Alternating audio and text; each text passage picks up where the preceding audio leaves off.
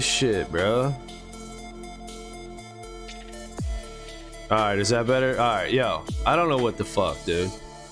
Sometimes this mic, sometimes I come into OBS and my mic don't work. So I just did a minute of talking and my mic, what the fuck? Why does OBS do that? For some reason, every now and again, I don't know if it's a Windows update or an OBS update or whatever it is, but my mic auxiliary setting gets changed from my mic, my real mic, to this fucking default shit. And then, you know, well, good thing I caught it. Hey, a minute in. All right, so anyway, hope y'all enjoyed that music. The intro. Today's Monday, September 20th. Yes. And we're gonna go over our DraftKings lineup here. So we got a lot of snowflakes on this. We ran Jalen Hurts as our QB. Not bad, not bad. 7% owned. 21.8 points, 21.8. Not terrible. You know, I was thinking about running him by himself, a naked QB, which we kind of did. I mean, a little bit. I stacked him with the running back, Miles Sanders, and the tight end, Dallas Goedert. So kinda, but you know, snowflakes, they didn't do nothing. Sanders and Goddard didn't do nothing. Philly only had 11 points. Oh, the letdown. It's supposed to be a high scoring game. I think the line was like in the 50s, 52, 48, something like that. High ass line, but it was not to be. Only 28 points in the entire game for both teams. Now, we did run it back with D. Samuel, who had 16 points for 6,700, 93 receiving yards, 6 catches. Not terrible. He did his thing. Brandon Cooks was our big dogging. We ran Brandon Cooks out here. He was our only fire flame on the day.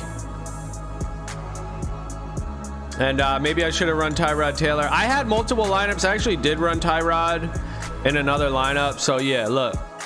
I do post my lineups weekly on this channel, but that doesn't mean I don't have other lineups. So just throwing that out there.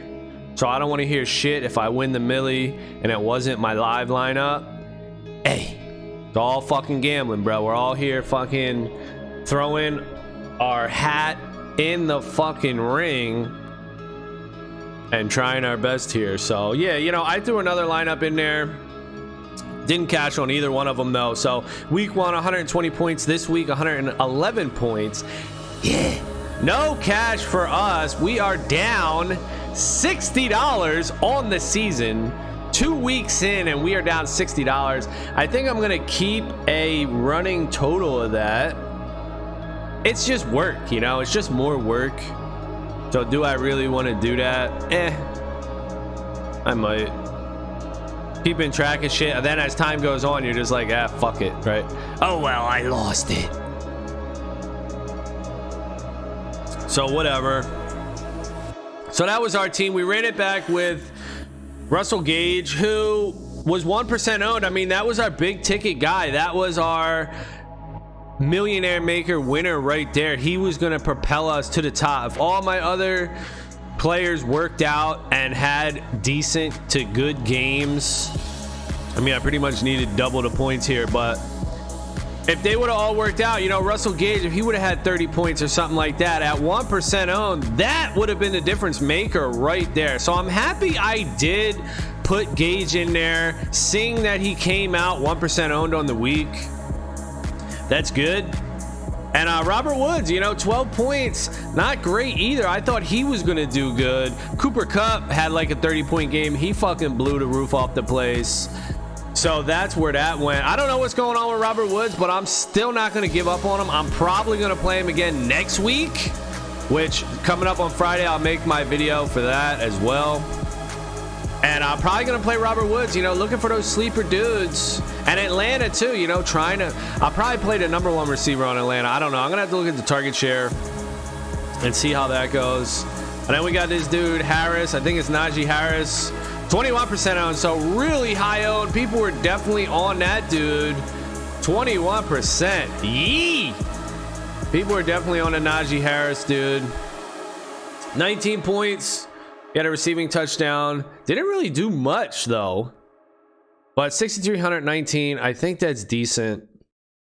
I'll take it. All right, let's take a look at the winner of the week. The Millionaire Maker winner was this lineup with 233 points.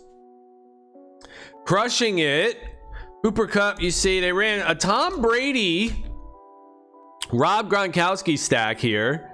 Brady had 5 touchdowns. You know, I think there could have been something left on the table here. I don't know who Brady threw those touchdowns to, but only 2 of them went to Gronk. So he spread 3 of them out to someone else or multiple people. I'm not sure. Brady just went off, though. You know, looking back at hindsight, I guess I could have saw this and been like, yo, Brady, week 1, they lost. He could have, you know, been pissed and came back, which he always does, like off a bye or something like that. You get Brady time. It's like Andy Reid. You know, Andy Reid off of a bye has a great record. You give people time to prepare, or if they get embarrassed, they, you know, good players normally come back good.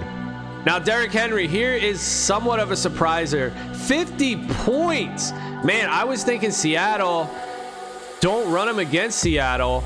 But then I was thinking, on the other hand, Henry is so good on the road. That's how it was last season. He had way better games on the road. But I passed him up. You know, 8,300. It's a hard sell. But, hey, he went fucking crazy. Hindsight's 2020. And one thing that I'm learning as I pay attention to these football lines and these player picks and Draftkings results and shit, nobody knows what the fuck they're talking about. So let's just throw that out there. I was going to make like a segment or do some sort of video where I bet straight up like the sports book on DK, and I was going to take AJ Hawk's picks. So AJ Hawk is a former player. He was a linebacker on the Packers.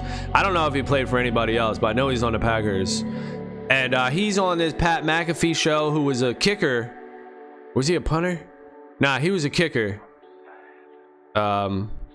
Pretty sure. Yeah, he was a kicker. Yeah, he did the kickoffs and stuff. And yeah, he kicked field goals. Right? Did he punt? I don't know. I know he did kickoffs, but I'm not sure if he kicked or he punted. Is that a violation? So he's on the Pat McAfee show, and they do their picks. And I was like, yo, I'm gonna take these guys' picks and make a video and bet on their picks. And it sounded like AJ Hawk. I was like, yo, AJ Hawk knows what the fuck he's talking about, dude. He was calling games like, oh, I like this team, but they're not going to cover. Like, they're going to win, but they're not going to cover. Things like that, like real specific. Like, oh shit, this dude knows what's up. But no, he don't know what the fuck's up. Nobody does. I mean, it's just so hard. This is probably what makes it intriguing and fun for people to gamble on it, because there is such an unknown where anyone could win and any wild shit can happen. So there's that, and that just gives me hope to win the Millionaire Maker, because even though I don't know much, it's still enough to just fucking take a shot. So Derrick Henry went off, 7% owned, 50.7 points. Damn. And a stack here, little curious here. Tom Brady with Leonard Fournette stack. Okay. I mean, Fournette was 5,100, so I guess if you're thinking Tampa Bay is going to blow out the Falcons, you go with that. He did have 4 catches, though, so there's something to be said there. So the Tyler Lockett run back off of Derrick Henry. So he plays Derrick Henry on the Titans and then plays Tyler Lockett on the Seahawks to run it back. Excellent play there. That worked out good. And we got a receiver, the rookie receiver Moore from the Cardinals with the Cardinals defense. Cardinals defense didn't do shit. 1 sack, 1 point. Gave up 33 points to the Vikings. And then Cooper Kupp, 39 points. He went crazy. And then Marvin Jones Jr. got in the end zone, 6 catches, 55 yards, and a touchdown. 4,700. The MVP on this team for this Millionaire Maker winner week 2. The MVP for me is probably more, dude. I mean, hey, runs the rookie out there. You get 7 catches, 114 yards, and a touchdown. 27 points. 2.4% owned. That's the play. I look for the low-owned dudes. I mean, I guess Derrick Henry at 50 points, but I like more here to call the play of the week. It's more. And I was thinking about running a Christian Kirk from the Cardinals, but I chose Gage instead. 1%, you know, I'm happy with that. It's kind of like poker. Like, it's like if you're chasing something on the river and your shit comes out or your shit doesn't come out, it really doesn't matter. Yeah, sure, you're gonna win the pot or you're gonna lose the pot depending on what happens, but are you making the right choice? That's more important, I think. Keep sticking with making the right choices, and in the long run you're probably gonna make out. So we're gonna see. You know, I'm here making these videos, putting my lineups out there on every Friday, and then reviewing my lineups as well as the Millionaire Maker winner every Monday.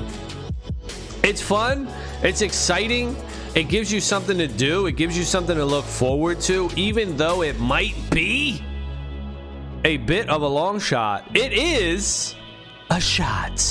So you do have a chance, and you know, it gives you something to do. Like, I'm looking forward into the distance, like, yo, Monday, dude, I could just have $1 million in my bank account. Now, to some people that might not be a lot, but to me, that's a lot. That's a lot of Bitcoin. It's a lot of fucking Bitcoin, dude. Shit, let me get some Bitcoin with that $1 million. Yes, it is. So that's what we're doing. All right, well, anyway, that's it, man. Congratulations to this dude who won the Millionaire Maker for week 2 on DraftKings. Topher 1072. He is the big winner. Congrats to you. All right, that's going to be it for this one. Thank y'all for watching. Later.